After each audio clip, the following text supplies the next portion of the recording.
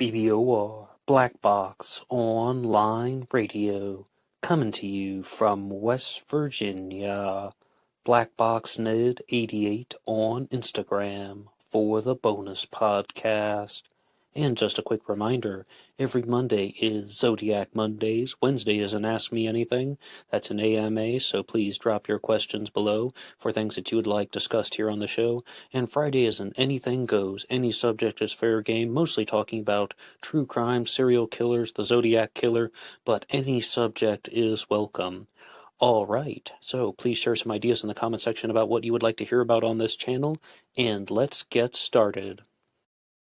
Okay, hello everybody. Today is Wednesday, time for the AMA, that's the Ask Me Anything. Welcome to the show. And I would like to begin by giving a shout out to YouTube user Alcart the Master, who wrote in saying, please do a whole episode on Richard Gykowski. Alcart the Master, thank you for the suggestion, and as you see here, this was an idea that was requested by one of the listeners. If there's anything that you would like covered on the channel, any future episodes, you can write your ideas in the comments section below. I'm trying to get to as many of the requested episodes as possible, and this will be mostly a whole show on Richard Gykowski, except with these AMAs, I often begin with a borrowed question, but I had decided to save that until the end, doing the Gykowski material first, and there will be a very big borrowed question that we will use to conclude the episode. But before we get to the Gykowski material, there's another question that came to us from Super Strike 9, who says, hey Ned, I've got a question for the next AMA. Do you know or have any idea when the next part of the Zodiac series you narrate is coming out? Part 4 is the next part in the series. I've enjoyed the first 3. Thanks. Okay, and he's talking about Obsession into Darkness, available on the Zodiac Killer channel. Yes, I'm the narrator for that series. And if you haven't heard those 3 documentaries yet, Obsession into Darkness Part 1, 2, and 3, I cannot recommend them enough. They are made by Jack Cooper and Steve Beaumont, and a whole team of guys works on them. Very entertaining stuff. I love watching them myself. So I am not sure when Part 4 will be coming out, but it will happen at some point. However, there's some things that are still in the works, but once I have any more info on the next episode release date for Obsession into Darkness Part 4, I will definitely share with you guys. Moving on to Richard Gykowski as a Zodiac Killer suspect, I have to tell you flat out that I do not believe that Richard Gykowski was the Zodiac Killer, but Tom Voigt does, Tom Voigt of ZodiacKiller.com. So I thought that we could do the AMA in a different way, where it wouldn't be only my questions, and it wouldn't only be reading off comments, it would be all of the above. So I decided to send the comments and questions to Tom Voigt and have him respond, and I'll be reading off some of his responses, because once again, you can hear someone who thinks that Gykowski was the Zodiac Killer, and hear somebody who thinks that Gykowski was not the Zodiac, and this is all just a case of mistaken identity. The first one is that I actually had to address something, because I have put out this info on the channel before that there was this rumor going around that Tom Voigt no longer thought the Lake Herman Road murders were actual Zodiac activity.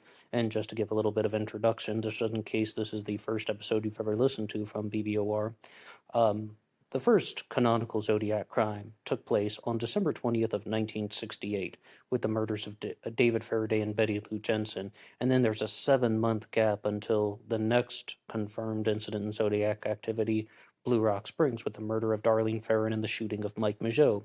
I think it was on the House of Mystery podcast, but I'm not even sure. It's been over a year now since I heard that episode, but there was just one sentence that was in there that said, Tom Voigt of ZodiacKiller.com doesn't even believe that Lake Herman Road was genuine Zodiac activity. So I should first say that apparently is not true. Tom Voigt says very clearly, that's odd. I have no reason to think that it was anything other than Zodiac activity. Someone must have misinterpreted my comments on forums. So being clear about that, Tom Voigt definitely believes that Lake Herman Road was genuine Zodiac activity, as well as the murder of Sherry Jo Bates. And on ZodiacKiller.com, Sherry Jo Bates is now listed as a confirmed Zodiac victim. But even I have to question that somewhat.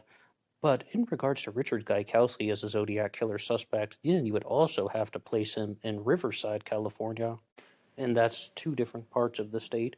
But I should also begin with saying that I simply wrote to Tom Voigt and I just asked him, what is your biggest piece of evidence that Richard Gaikowski was the Zodiac killer?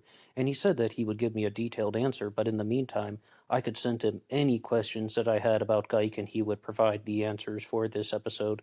So thank you to Tom. And starting out, I believe Richard Gaikowski was the Zodiac. And if Ray Davis, Sherry Jo Bates, Robert Domingos, and Linda Edwards, as well as Johnny Ray and Joy Swindle, were Zodiac victims, Gaikowski would be linked to their murders, in my humble opinion. Gaikowski moved from South Dakota to San Francisco back in 1963. His last article in South Dakota was published on April 2nd of 1963, and of course Robert Domingos and Linda Edwards were killed just a few months later. In San Francisco, Gaikowski lived on Parnassus Avenue and worked downtown in the financial district for the Daily Commercial News. He was known to travel to the coast extensively, all the way to Mexico. I can't prove it, but it's reasonable to assume Gaikowski would have visited California leading up to his decision to move there, and the Ray Davis murder would have taken place just a year prior to Gaikowski's move to California. Ray Davis, of course, was the Oceanside taxi driver who was murdered in 1962, then the Domingos Edwards murders in 1963, and the Swindle murders in 1964. And as you can see, that there is a possibility. I mean, even I have to admit there's a possibility that one person committed all these, but it is all theoretical at this point.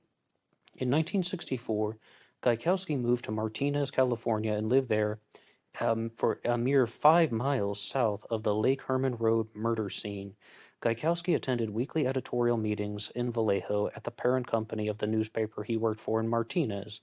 In January 1966, Gykowski departed California for Albany, New York, to take a job at the Knickerbocker News. Darlene Farron and her husband, Jim, made the identical trip but departed a couple weeks earlier. Gykowski and Jim worked in the same building for the same company within a few years. They had all landed back in San Francisco when Darlene was killed by the Zodiac. So, to start, I was keen to note the stuff that had been written about Darlene Farron, Richard Gaikowski and Darlene Farron in Albany at the same time. I did 2 episodes on this channel, once called Gaikowski Killed Darlene, and it's really asking the question, if that Albany connection is true, then does that mean that Gaikowski was the murderer of Darlene Farron? Because I felt at the time that that was a coincidence that should not have been ignored.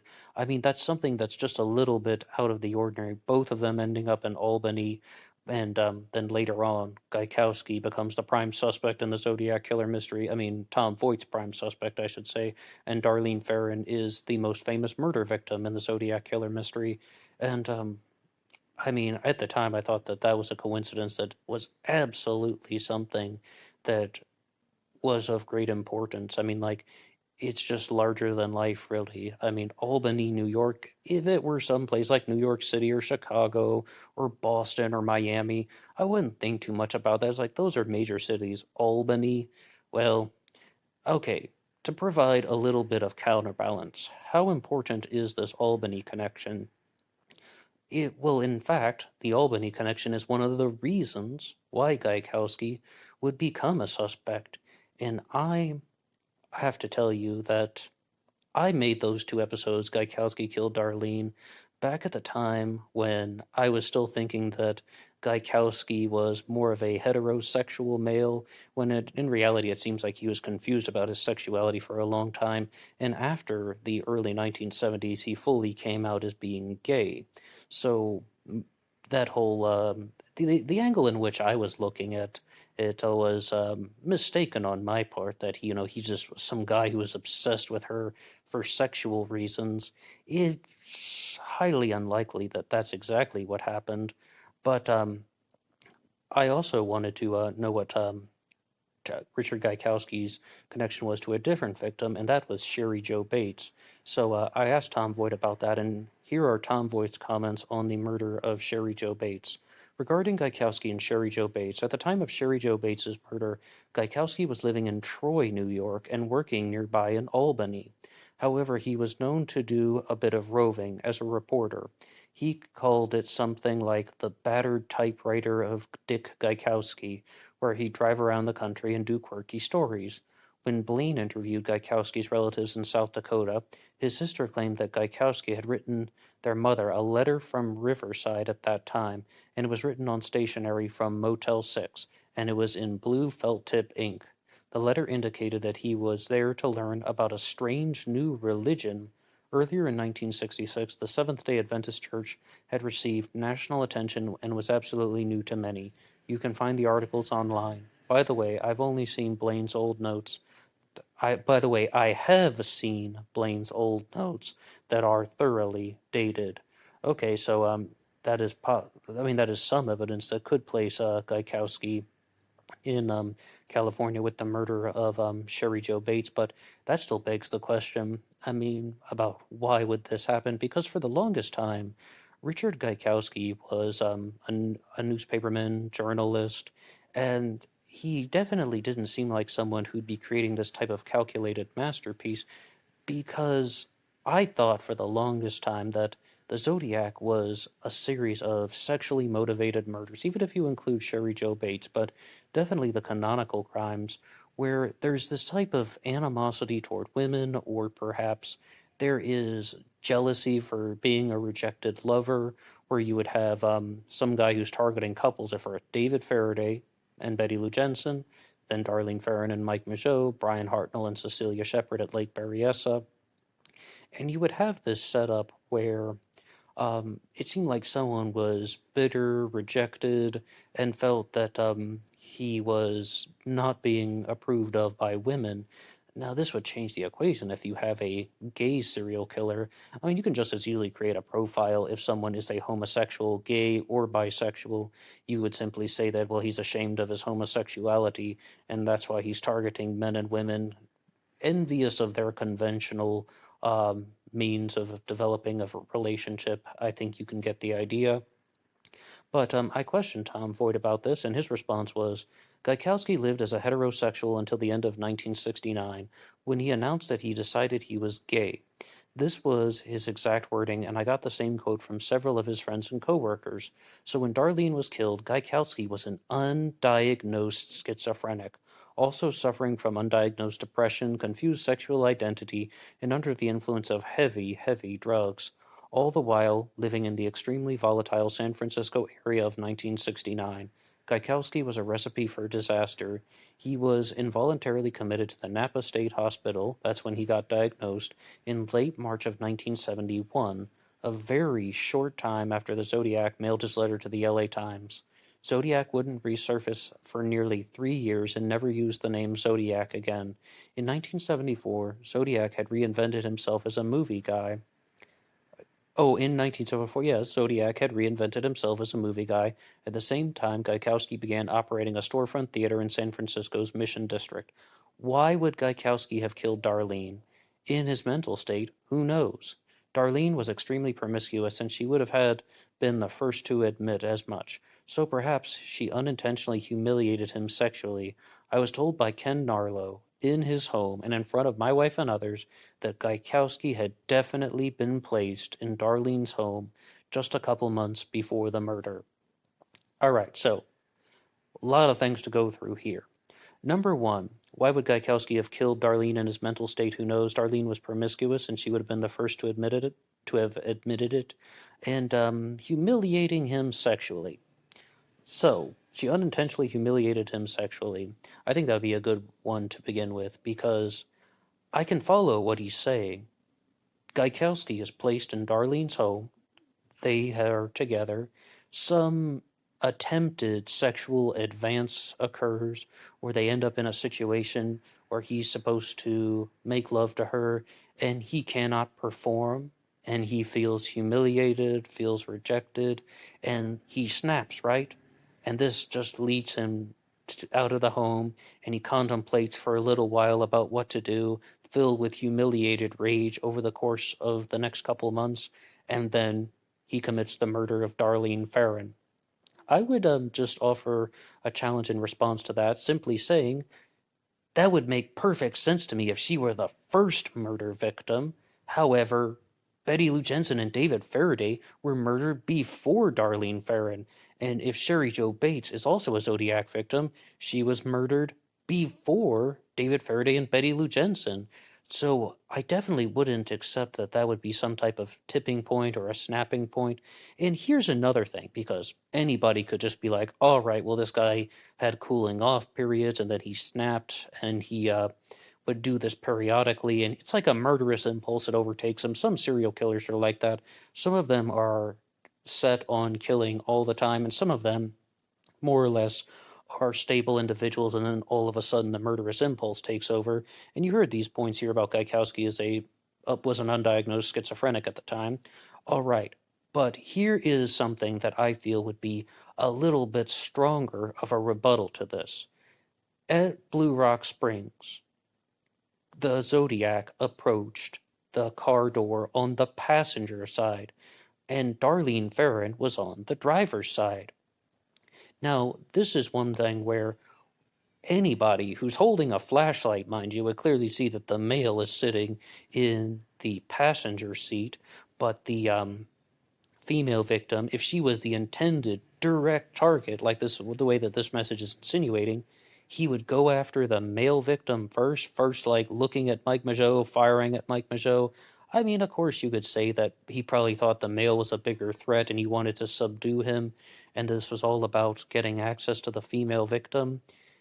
If there is a direct target, there is normally a greater sense of what is called criminal intimacy, where someone would use blunt force trauma, strangulation, really trying to unleash rage on a victim. Firing some gunshots and disappearing is something that shows a little bit less familiarity with the victim. So says me. I'm not a psychologist. This is my uninformed, unprofessional opinion. I'm just some guy that reads stuff on the internet.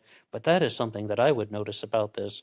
On the one hand, saying that there's this established connection between Gaikowski and Darlene. She may have sexually humiliated him. That doesn't appear to me to be a crime in which the perpetrator was trying to get revenge on this woman. And you might be like, well, okay, I mean, not everyone is going to be a John Wayne Gacy or a Jeffrey Dahmer or a Ted Bundy-like serial killer. Where's the rule that says he has to have some type of very intimate criminal activity with the victims? All right, I would accept that as well, except for the fact that 2 months later, the Lake Berryessa stabbing occurs, wherein the victims are tied up and the perpetrator is stabbing Brian Hartnell and Cecilia Shepard with a knife. They are restrained. They're getting physical. If this is about getting sexual revenge on Darlene Ferrin for humiliating him, why have all that criminal intimacy with Cecilia Shepard if she wasn't the person who did it? Was it just about showing criminal versatility? Was it just about like a heightened ego or something? All right, I committed 3 murders and now I've gotten away with them. It's time to do something much more drastic. I'm now writing in these letters and the cryptograms. This person thinks that he is the most dangerous animal of all. Is that what happened? I mean, maybe, or it could have been something quite to the contrary, that there was not a direct connection between Darlene Ferrin and the Zodiac. I mean, everything about the Blue Rock Springs shooting appears to me is that it's impersonal. It's not about having any direct connection with the victim. I mean, first, like approaching Mike Mageau's side of the door, shining a flashlight on the male victim so he can definitely see that it's a male, firing the shots across Mike Mageau into Darlene Ferrin. I mean, the reason I'm getting so caught up with this is for a long time, I thought that Darlene Ferrin was in the passenger seat of the car and that Mike Mageau had been driving, because just for that, I mean, this whole thing about the perpetrators walking to the car, shining a light, and I was quite surprised when I learned that Mike Mageau was in the passenger seat and Darlene was driving the car. I mean, obviously it was her car. I mean, now I'm very much aware of that, but that is just something that stands out to me, and that is totally just, what I think about the subject, and I wanted to just throw that in there. The next point was actually one that was written into the comment section by Jamie Hendrickson. Big shout out to Jamie. And he simply wrote that the biggest evidence against Richard Gykowski being the Zodiac killer is that Gyke was a former Army medic. And both the victims survived the Lake Berryessa stabbing. Cecilia Shepard didn't pass away until 2 days later in the hospital. She was able to provide descriptions. She estimated that the perpetrator's height was around 6 feet. I mean, if you've seen the documentary, This is the Zodiac Speaking, there's a little bit more to it than that, but I mean, she saw that he was a Caucasian male. She got a glimpse of him without the hood on. She's providing all of this stuff because she survived the stabbing and eventually passed away because of her injuries.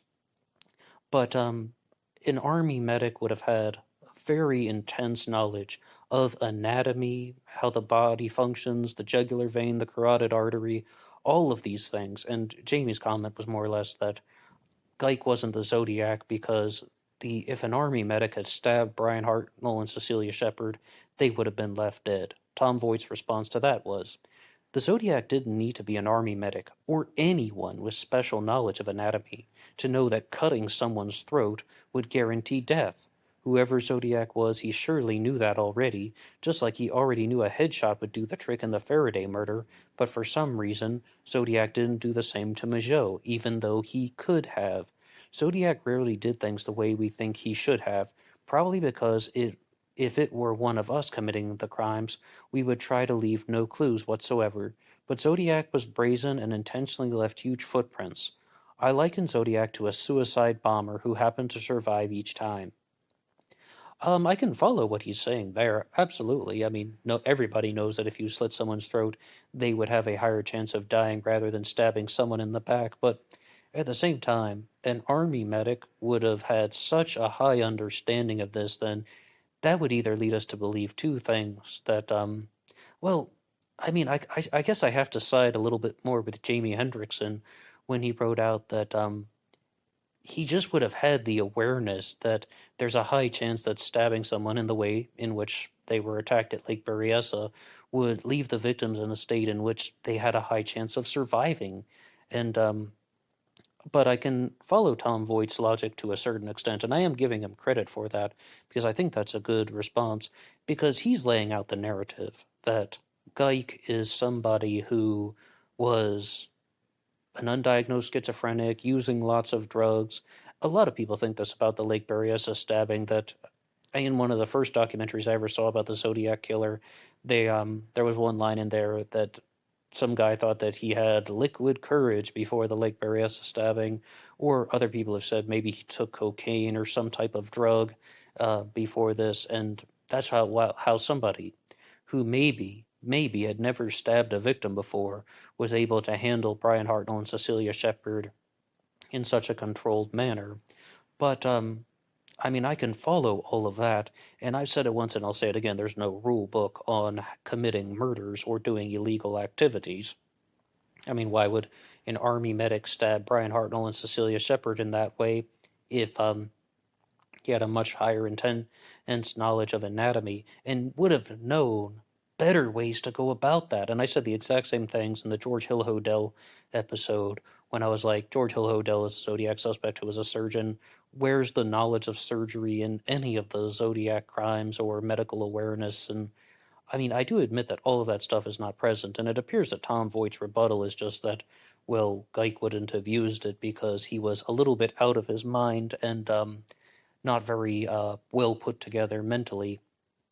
And, I mean, Army medic or not, I do have to side with Tom Voigt in one way, that if this guy is committing some type of thrill-kill murder, then he's probably not going to be too focused on committing the crime in any calculated way. I mean, cocaine or not, alcohol or not, this person is probably really nervous if they have never committed a crime like this before. The next challenge question is, what is Richard Gykowski's connection to mathematics? Because Gareth Penn talked about this so frequently. I mean, he has a whole book called Time 17 and a follow-up called The Second Power. We've talked about both of them here on this channel. I'd invite anybody to listen to those episodes. What do you think about the mathematical signatures in the Zodiac Killer mystery? and how intense they are, because Gareth Penn's whole point was that there's something that is heavily neglected from the Zodiac Killer mystery. And it's not just the word radian. The Zodiac talked about putting a radian on top of Mount Diablo, and the radian is the angle of 57.29 or 57.3 degrees, rounding up. And he said that only 1 out of every 100 people would have that word in their vocabulary. And I think it's actually his father, Hugh Penn, who made that comment. And then Gareth Penn is the one who put the radian on Mount Diablo and found that one line goes to Blue Rock Springs and the other line of the angle goes to Presidio Heights, where Paul Stein was murdered.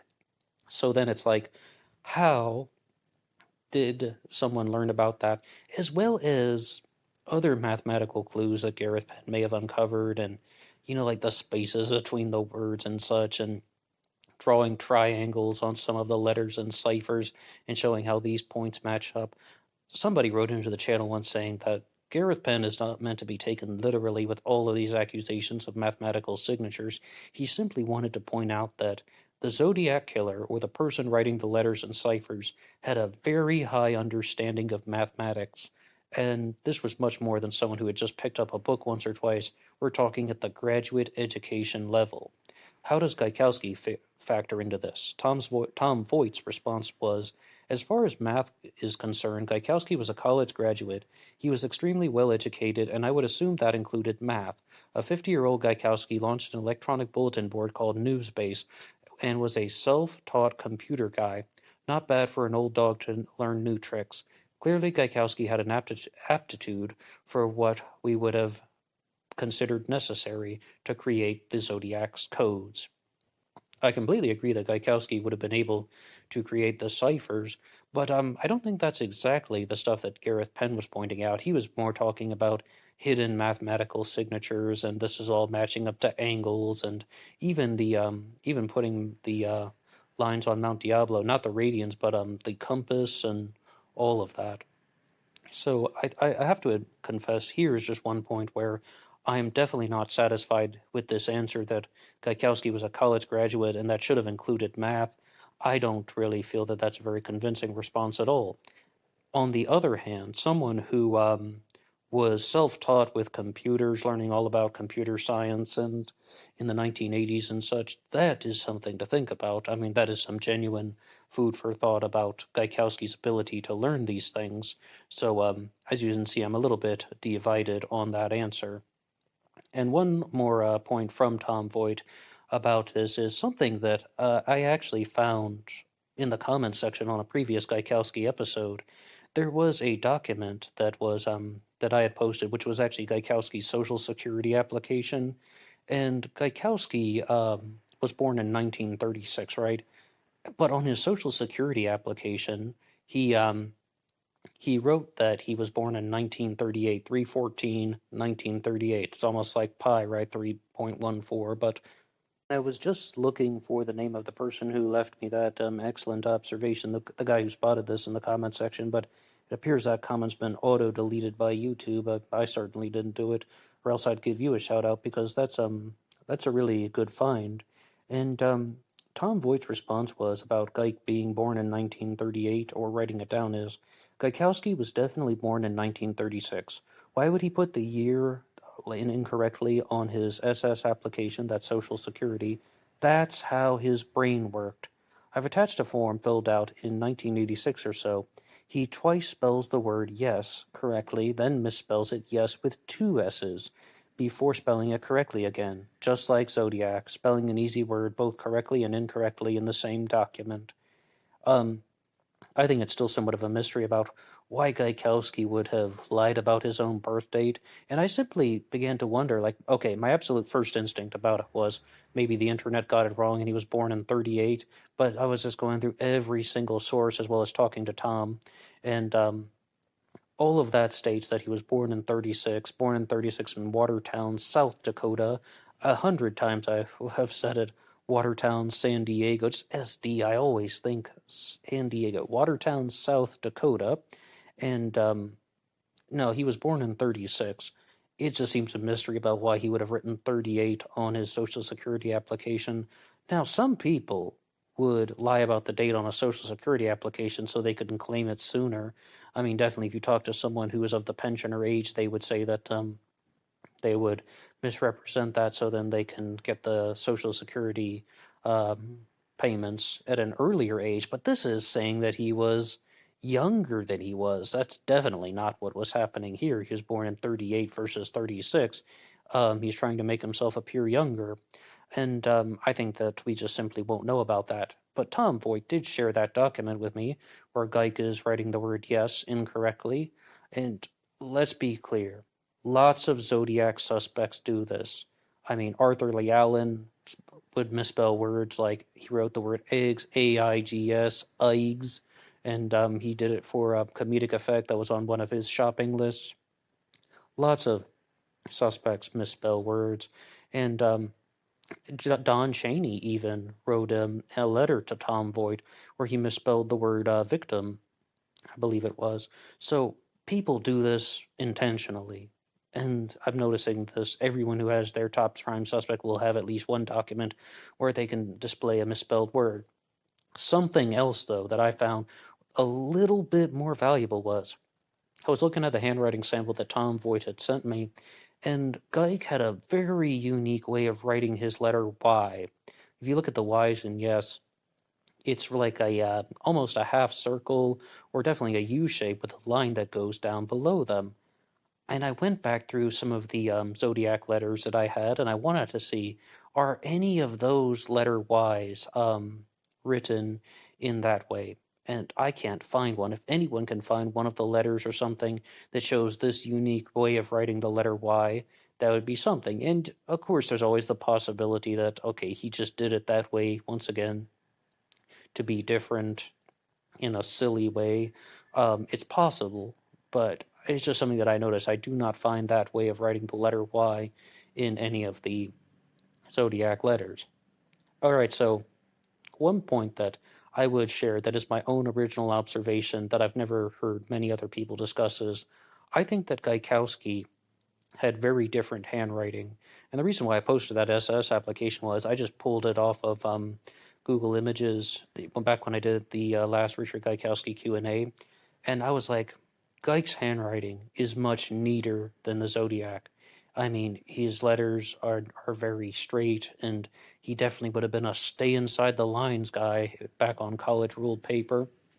But I don't see any of the hallmarks of the Zodiac killer, the tilt to the side, the sloppiness of the letters, but the neatness of the ciphers.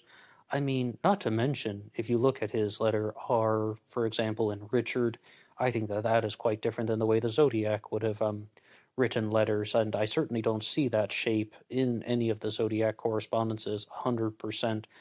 I really do not believe that Guyk wrote the letters, because I think that his handwriting is not only not a match, it's extremely not a match, but hey, that's just me. I'm not a handwriting expert, and I don't have any certification in that. I'm just making simple observations. I'd be really curious to know if we could find anything in the Zodiac letters or scraps of paper, a little scribble, some dots by the Halloween card that would show something about Guyk, or not, doesn't have to be Gykowski, the Zodiac killer writing a letter Y in the way that Guyk did. I guess I was getting a little bit ahead of myself, but I think that that would be something that I'd be quite curious to know about, if that exists. Anyone can always write the show, BlackBoxOnlineRadio at AOL.com. But to the credit of anyone who thinks that Guyk was the Zodiac killer, I did share something once, another one of my own quote-unquote original finds. I'm probably completely wrong about this, by the way, but on the Halloween card, there's this one theory that you have to connect the dots, and by the dots we mean the letter I and the eyes. So if you look at the eyes, there are 13 eyes, and I learned about this from David Gold, mind you, someone who has terrible credibility, but if you connect the eyes, you get something that resembles R, G, S, and J. I was looking at this stuff back when we were doing the book discussion on the myth of the Zodiac killer, and Robert Graysmith's birth name was Robert Gray Smith Jr., sometimes written Robert Gray Smith II. You can even see the two little dots at the bottom. That's almost like either way, Robert Gray Smith Jr., Robert Gray Smith II. maybe I got ahead of myself there because there's somebody else that I can think of with very similar initials, Richard Joseph Gykowski. And I don't know if that's true. I'm the one who drew that stuff out based on the suggestion from David Gold. What it actually is a solution to the Z13 cipher. They're saying that there are 13 letters and connect the dots. That's the solution. So you go to the Halloween card and you can write out these letters R, J, and G, Richard Joseph Gaikowski. What do you think about that? Or do you think it's Robert Graysmith Jr., Robert Graysmith Jr. the second was really my solution to that? Yeah, all right. Well, thanks to Tom Voigt for writing in all of these all messages to me. Anyone can write the show, BlackBoxOnlineRadio at AOL.com. If you would like to challenge any of the things that I have said or that Tom Voigt has said, please put your ideas in the comment section below. But we have a lot more to do, and I will be back after the break with your questions and comments. Bum ba bum bum bum ba bum bum bum ba bum bum bum. At this time, I would like to talk about some of the ways in which you can help Black Box Online Radio. This channel relies on your support, and the best way you can help out is just by listening to some more content. If you like what you hear, you can hit that like button, subscribe, and share with your friends on social media. But I should also say that Black Box Online Radio now has a Teespring page, and there will be some links in the description box. Please feel free to check out some of the merchandise that is available. Almost all sizes and colors are listed. So, you can also help out by going over to the Zodiac Killer channel and watching the documentary series Obsession into Darkness, parts 1, 2, and 3. I was one of the contributors for that, and you can see some other great Zodiac content on the Zodiac Killer channel. And yes, there will be a part 4 of Obsession into Darkness at some point in the future. And for now, let's get back to the show. Okay, hello everybody, we are back. Now this next segment is totally unnecessary, but it's something that I wanted to address because last year in 2020 I did a book discussion on The Myth of the Zodiac Killer by Thomas Henry Horan, and also concluded another discussion on his first set of material in that book, The Great Zodiac Killer Hoax of 1986. And when Thomas Horan would do interviews about the case, he would always say, I want Tom Voigt or Michael Butterfield to debate me on the Zodiac Killer mystery about the comparing findings and such. And Michael Butterfield wrote an 8-part article series about the Zodiac hoax theory, which Thomas Horan supports, the idea that one person wrote letters taking credit for murders that he did not commit, and that's the foundation of the Zodiac Killer, more or less. That person has even been identified as Hal Snook in the hoax theory. And we did a response to that called Zodiac Killer Hoax Theory Open Discussion. It's a 5-part discussion here on this channel. If you would like to hear a response to Michael Butterfield's comments, you can check that out, an invitation. But in regards to Tom Voigt debating Thomas Henry Horan, I don't know if we'll ever get to listen to that. Mike Morford of ZodiacKillersite.com debated Tom Horan on the Generation Y podcast, but I wasn't able to find a copy of that is still available to the general public. But I wanted to ask Tom Voigt just what he thought about the Zodiac hoax theory and the responses, or to respond to Thomas Horan's call for a debate, and I have that message right here. Regarding Thomas Henry Horan, these are the words of Tom Voigt, mind you. Regarding Thomas Henry Horan, he's a complete fraud. I've been dealing with that guy for years. He wanted to make a buck off the Zodiac case, and he needed a gimmick. So he came up with the ridiculous hoax theory, which he groomed at my discussion forum many years ago in order to work out as many kinks as possible. Horan is so lacking in case knowledge that he listed the Lake Berryessa attack as September 30th instead of September 27th, and he described what occurred as an abduction. Unreal. He portrays Graysmith as some kind of suspicious character who pulled strings behind the multi-person conspiracy, which is ludicrous. Lots of claims about Graysmith, such as his original earlier Zodiac book. Where's the corroboration for those claims? As far as the original book goes, this talks about Robert Graysmith's attempt to get his Zodiac Killer book published in 1981 under the title This is the Zodiac Speaking. Just some context. that Graysmith's original book got tanked. Says who? Where is Horan getting such info? We aren't allowed to know. That's because he's a liar. And then Graysmith resurfaced with a new suspect. That is the famous Arthur Lee Allen. Graysmith's first suspect was Andrew Todd Walker, who was, of course, that's an alias for William Joseph Grant. As if it was Graysmith who granted the search warrants against Arthur Lee Allen, etc., and the nonsense about exactly what Graysmith did at the Chronicle. Again, where is Horan getting this info? Horan intentionally doesn't provide details, and that's because he's lying to get your dollars. And just to answer that one thing about Graysmith's job at the Chronicle, one of Thomas Horan's initial claims about Robert Graysmith and his 1986 book Zodiac is that he misrepresented his role at the Chronicle, stating that he was an editorial cartoonist, and while that is somewhat true, Graysmith was also a production assistant who was involved with doing various tasks, including being in charge of the camera that would have been used to photograph the Zodiac letters when they were sent into the office, the letters and the ciphers, like when there were those photographs of them that would be used for the paper. Graysmith would be doing that in addition to his production assistant duties. I'll keep going with Tom Voigt's email. The biggest piece of nuttery is Horan's preposterous claim that San Francisco's crime lab was not locked and therefore anyone could have sauntered in and removed a piece of Paul Stein's shirt, and that the Stein cab was left overnight in some parking garage. And his sources, who again? You think this past summer was volatile regarding police relations? Look into 1969 in the San Francisco area. All government buildings were on lockdown, especially police facilities. I could go on, but there's a sucker born every minute, and several were born during this email. Good for Thomas Henry Horan, I guess. As far as a debate between Tom Voigt and Thomas Henry Horan, I think that's all we're going to get I think that he has said everything he has to say there.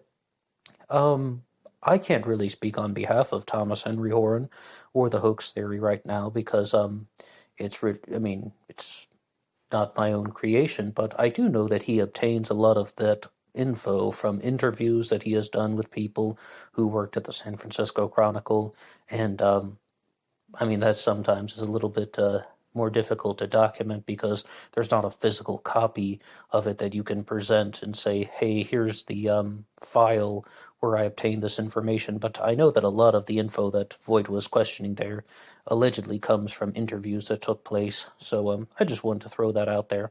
But today we're supposed to be talking more about Richard Gykowski, and I wanted to go over to your comments that you guys were leaving on the most recent Gykowski episode that I had done on this channel.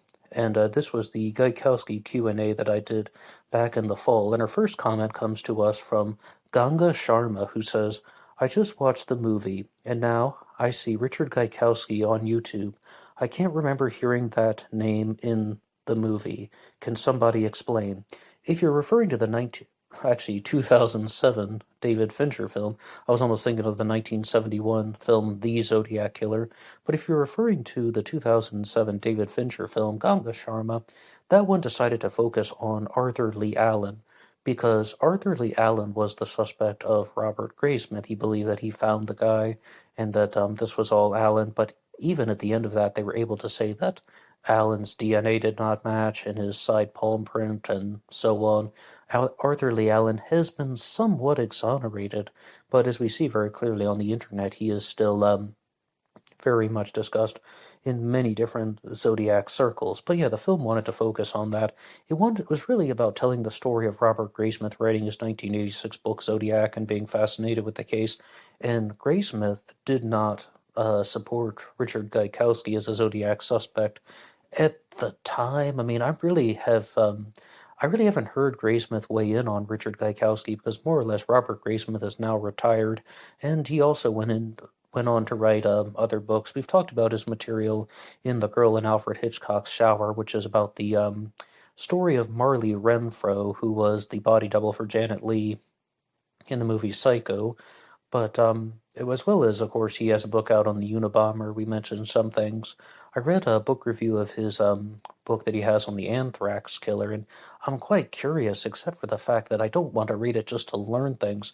I want to read it to see if he's using the same trickery that he used in the Zodiac book about writing sentences that are half true and half false. And if you go through the reviews of Graysmith's other books, you will find that. I can almost guarantee that you will find that where people are like, hey, this guy is saying these things that seem like they're based on facts and he has sources that he can cite, but then half the sentence is just kind of made up, and or that he doesn't have sources for everything that he is saying. And somebody said this in response to his book, The Girl in Alfred Hitchcock's Shower. He's taking two ideas and splicing them together when they do not belong in that way. So I really don't know what Graysmith thinks about Gykowski, but Graysmith is more or less a fraud, and that is kind of sad to say because he did write the most famous Zodiac killer book out there. But the movie wanted to focus on Arthur Lee Allen, and Lee Kimberlin says, I think he had issues with women, and I wrote back saying, hi, do you mean Gyke or the Zodiac or both? And then someone says, named Leonard Wright, well, no shit, how did you figure that one out? Well, Gyke definitely had issues with women, as Voigt says. He was very confused about his sexuality. The Zodiac had issues with women, probably hated his mother. I mean, I'm still not sure what that comment was directed to. But let's go on to our next one. The next comment comes to us from Christ Hindu, who says, but first I need to say, I was always calling you Christ Hindu, but then I just looked at your name and I was like, that's probably pronounced Christ, isn't it? Christ Hindu says, great upload, Nat. I'll say this about Gykowski. He used to be my favorite suspect before discovering Don Chaney as a suspect thanks to Drew Beeson.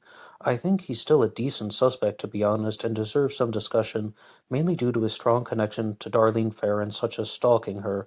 I read about his fake alibi on Tom Voigt's website, ZodiacKiller.com, so that alone makes him a good suspect, because that was the biggest point working against him, that he was out of the country. The comment goes on for a little bit.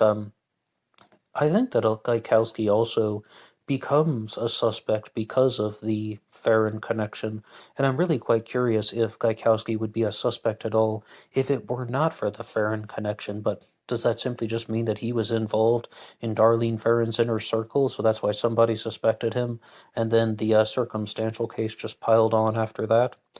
Drew Beeson stated, and I agree with him, that even his name found in the cipher, which is quite funny, but, I think I missed something there.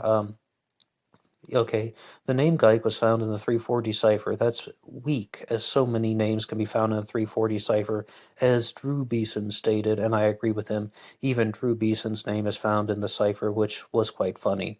I totally ruined the comedic effect on that one. Sorry, Christ Hindu. Gykowski's face kind of resembles the composite sketch, but his physical description works against him. To me, Don Chaney is the best suspect. He was barrel-chested, he had the widow's peak, the physical description matches perfectly, the handwriting matches, circumstantial evidence against him is really solid. You need to cover Don Chaney more as a suspect, and I know Drew Beeson does a lot on the Zodcast. Thanks. Okay, and thank you to Christ Hindu. That was a very solid comment right there. And we have our next one from Bradley Regan, who says, Black Box Online Radio, do you know if Gykowski knew Earl Van Best Jr., like they could have been partners? The prints match Van Best Jr., but Gykowski is linked to the Paul Stein murder. What do you think? It's possible that Earl Van Best Jr. was not in the country at all for the majority of Zodiac activity. It's possible that he was in Austria, but it appears that those records have been lost. And these were the findings that they put out on that FX documentary that is now available on Hulu, the 4-part series on Earl Van Best. It's all about Gary Stewart's book, The Most Dangerous Animal of All, and they were trying to put forward, I guess you'd say it's a hypothesis, maybe you could even call it a theory, that Earl Van Best married his third wife, Edith Coase. She was an Austrian citizen. Earl Van Best grew up trilingual in English, German, and Japanese. They bonded over their connection to the German language, and it's highly possible that he left the country, although they weren't able to prove it 100% because the records prior to 1980 of those travels has been lost to time. So this thing about Gyke being a partner with Earl Van Best. I'm not sure if they knew each other in some capacity. San Francisco was a small world in the 1960s, but Earl Van Best having anything to do with the Zodiac Killer mystery is something that I would highly, highly dispute with anybody, including Gary Stewart. Hey, here's a comment from none other than Tom Voigt. Up until March of 1971, Gykowski was an undiagnosed schizophrenic and also had undiagnosed depression and was taking heavy drugs. Then he got treatment, and there was never again a letter from the Zodiac. But we now know what that's talking about because Tom Voigt has really clarified that in the emails that he has sent me, meaning that he doesn't say this is the Zodiac speaking at the beginning of the Exorcist letter and such. But as far as the 1978 letter, I've said very clearly in the past that I do not believe that that was a genuine Zodiac letter. The Exorcist letter appears to be authentic based on my own superficial assumptions, and I'm not a handwriting expert, and we definitely don't have any type of, I don't have the ability to check anybody's fingerprints or side palm print on the side of it, but I would like to go to the next comment, which is actually one that was sent into the email. Anybody can write the show at BlackBoxOnlineRadio@AOL.com, and this comes to us from Playtime, who said, Ned, have you ever used the website Murderpedia? Yes, I have. I use it all the time. It can help you in your investigations. I find it to be helpful. And is the Zodiac Killer a real person or just a supervillain, a character invented by Paul Avery and Robert Graysmith? Perhaps a CIA mole in Operation Mockingbird provided a copycat Zodiac for the last two kills, September 27th and October 11th of 1969. The other killings seem to have been committed by drug gangs. The letters seem to have been just yellow journalism. There is also a shady FBI presence throughout all of it. And wait for it, the target of all of this was, who do you think? Richard Gykowski. I know there's no surprise because his name is in the title of the episode, but I'm just going to read that sentence again so you can get the full effect. So perhaps a CIA mole in Operation Mockingbird provided a copycat for those last two kills, September 27th and October 11th of 69. The other killings seem to have been committed by drug gangs. The letters are yellow journalism, and the clear target is Richard Gaikowski. They wanted to shut down his hippie group and their subversive, peace-oriented newspaper. The movie The Texas Chainsaw Massacre came out in 1974. It's not a true story either. It's a fictional story of a group of Texas serial killers. Could that be the case with the Zodiac Killer too? Is it just fiction? Thank you, Playtime, for the email. And Playtime has sent me a couple emails also stating that some of the things about the JonBenet Ramsey case get deleted. I saw that Playtime left a very big comment on the JonBenet Ramsey episodes here on this channel, and that was instantly deleted by YouTube. Sending emails or Instagram DMs is one way to avoid that. But this is quite in line with the hoax theory right here, because one problem with this hoax theory that it doesn't always make sense. The first two incidents in Zodiac activity are rather similar. Blue Rock Springs and Lake Herman Road, although Lake Herman Road came first, of course, right? They are rather similar. Some guy is sneaking up on people, firing some gunshots, and getting away. With Lake Berryessa, completely different, wearing a hood, stabbing the victims with a knife instead of a gun. The Paul Stein murder, also completely different. The first two crimes were committed by drug gangs.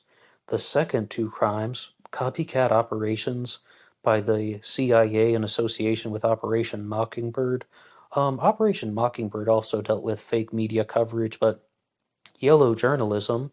Who do they want to get rid of? Richard Gykowski, the clear target, to shut down his hippie group and their subversive, peace-oriented newspaper.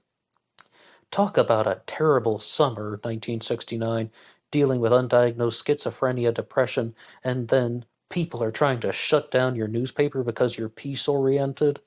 If this is true, Richard Gykowski, rest in peace. Sorry all of this happened to you, dude. If Richard Gykowski was the Zodiac Killer, God have mercy on your soul. But aside from all of that, this is just a very bold statement that is left by Playtime here. And if anybody would like to respond to that, a variant of the multiple killers theory, or just the reason why I said the hoax theory doesn't always make sense is first you have these like possibly drug related or crime related shootings that someone would be taking credit for. Then what on earth do you do with the Lake Berryessa stabbing? That is so different. There's almost no way you could pin that on a gang or on some type of criminals who were just messing around. And then, I mean, it's very, very deliberately done under the name of Zodiac. The person is wearing the Zodiac symbol, and the Paulstein murder has its own differences. Is that what happened here?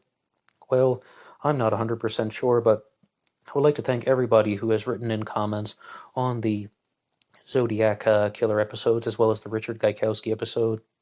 Thank you to Tom Voigt once again for agreeing to answer any of my questions about the Zodiac killer mystery. And we'll be right back after this for the final segment. I said we had a borrowed question to go through.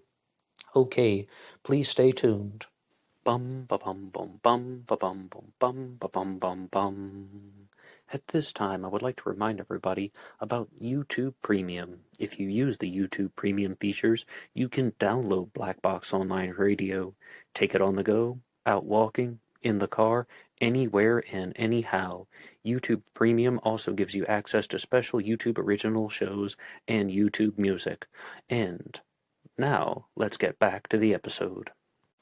Okay, and moving on to our final segment here. I said that we had a borrowed question that we would do at the end of the recording. Because this is still an AMA, I normally begin the AMAs with a borrowed question that comes from either somebody else's channel or perhaps even something like Facebook or anywhere else on the internet. And I was watching the YouTube channel SBSK, that's Special Books by Special Kids. I check it out from time to time. I think I might even have a subscription to it. But there was this interview they were doing, and it was between two guys who were blind. There was a kid who was born without eyes and another guy who was legally blind, and he was acting as a mentor, more or less. And the boy asked the man, "What is the hardest thing you've ever learned?" And I was like, wow, what a big question. What is the hardest thing you've ever learned? So I really began to think about that one. And if anybody would like to weigh in the comments section, I mean, just say that you want to respond to the borrowed question as well. What is the hardest thing you've ever learned? And I thought for a little bit, and I was like, I'd say that friendships are not always equal. And it's something that I didn't quite comprehend when I was younger, especially not in like junior high and high school. And you would always just be curious, like, well, this person says that they're my friend, yet why are they being mean? Or maybe you noticed that somebody was being very accepting of somebody who does whatever action, but when you would do the same thing, then they wouldn't respond very well to you. And it's like, well, you didn't care when Johnny did that exact same thing when he said those words or he made a comment like that. Why do you care when I do it? And perhaps a lot of it has to do with hierarchies, that a group is going to sort itself out into a dominance hierarchy, which is like a power structure. I mean, I don't think you need to hear that from me. A lot of people are talking about that stuff, and there's a lot of material going around on the internet. But it ties into something that I was mentioning last week during the AMA, and that is red berries and blueberries. Like, I said that there's, there are different types of, people that you'll encounter in hierarchies, and different types of toxic personalities. The red berry, that's just what I call it, is the person who is very hierarchy-oriented, but they act more like a servant to people whom they believe are above them on the dominance hierarchy, like someone who is more dominant, or someone who provides a certain benefit to the social group and a certain benefit to them, the red berry individual. Then there was the blueberry, who is a person who is more or less all borderline social pariah, but they are very emotional. They think that you are a pillar of security in their life, but they take you for granted completely. And in short, they will often dump their emotional abuse off on, the so-called friend, in short, using of somebody for their emotional outlet, taking out their frustrations on this person that they claim is their friend. But in reality, they do not have very, very good friendships with anybody, borderline social pariah. And the question that we were dealing with last week was, do toxic personalities feel anything when you terminate the relationships? The red berry person, who cares about dominance hierarchies, no, they don't feel anything at all. They're like, whatever. It's like you're nothing more than a servant to me. It's like my servant just quit the job. I'll just find somebody else. The blueberry person, yeah, they care a whole lot because they've accepted that you are someone who is going to follow their lead, or that you're someone who is of importance to them because they have very few other friendships, but they took you for granted completely, and it's a big surprise to them. All of this stuff was a hard lesson for me to learn, but I said that there's a third type of fruit that, in the last one, AMA, that I didn't talk about, and that is someone called a lemon. Really, it's more like, a deflated balloon, but lemon is carrying on with this fruit-based theme. And I was really quite shocked that there are people in the world who are lemons. By lemon, I mean that someone who is very rude, they say some nasty things. It starts out as just like maybe they'll do a subtle put down, then it turns into a nastier comment, then maybe they'll start trying to embarrass you or do something that is bizarre, borderline creepy. But one day you will just respond and say, please don't say that. Because it's been so gradual. You haven't said anything up to this point. Then one day you're like, please don't say that. It's rude. Something like that. And you will never hear from them again. They'll just be like, oh no. And then, like, that's why I said it's like a deflated balloon. The air just comes out, and I don't mean that you'll hear from them rarely. No. You'll see them once in a while. No. They will just never contact you again. That's why I called them a lemon, because it's so sour. It's like as soon as they realized that you're going to say something back to them, then they just won't even respond to you. They will just think that, oh, it's over now, and it's almost like moving from host to host. And I was not aware of any of these things when I was growing up. And I think it really was a hard lesson for me to learn. It wasn't really until my late 20s that I was aware of the stuff about dominance hierarchies, or anything to do with the inequalities of friendships, that someone is going to be more dominant, and then they're also going to respond to dominance in different ways. Like, just because somebody is the leader of a group, like if you have a group of 10 people, one person is going to be the leader of it, almost certainly. Yeah, they'll say that, hey, we're all friends, right? Or this is a community. One person is most likely going to be the leader of it. And I think it was very difficult for me to accept that that's just a fact of life. And you could think about it, because it just makes sense, though. If you have 10 people in a group, some people are going to have more privileges, other people are going to have less. Some person is going to be more talkative, someone's going to be less talkative, someone's going to be more agreeable, less agreeable. So the group will sort itself out into a dominance hierarchy. And, like, do you ever just wonder, like, what would happen if you went back to when you were 13 or something and could tell your 13-year-old self everything that you're aware of when you're 30? And that's a question that comes up a lot on the internet, about what would you do if you could go back and talk to your self as a kid, or your 18-year-old self. And I would definitely say something like that.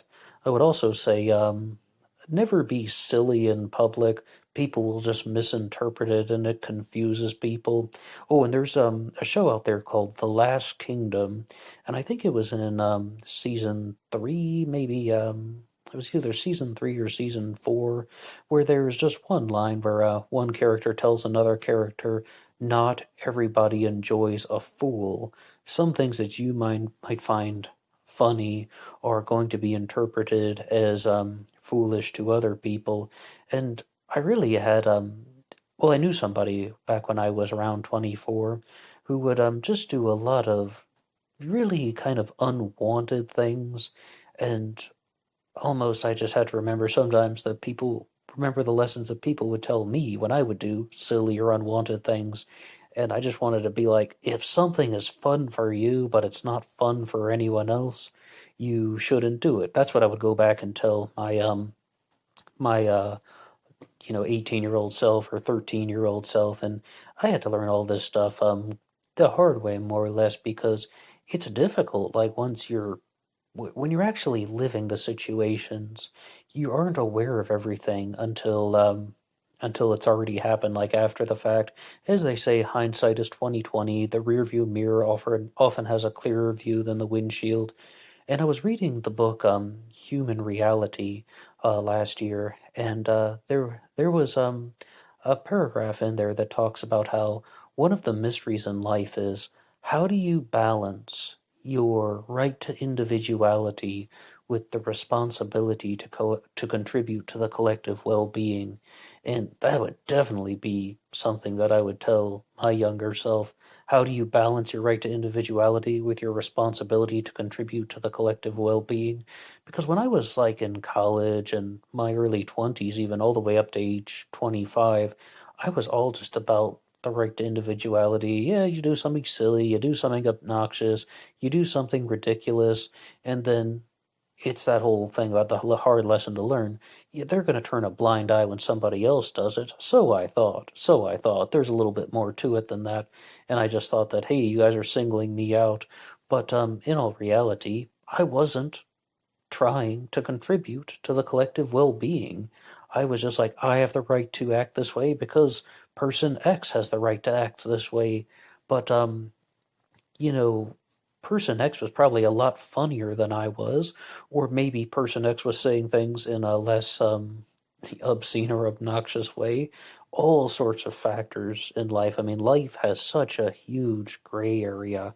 I definitely do believe in right and wrong, though, because some people out there really just try to paint the whole canvas gray.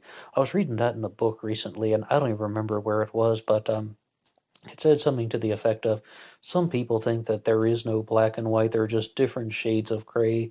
I hope that's not a quote that somebody stole from that 50 Shades series, because then that would really dampen the entire mood.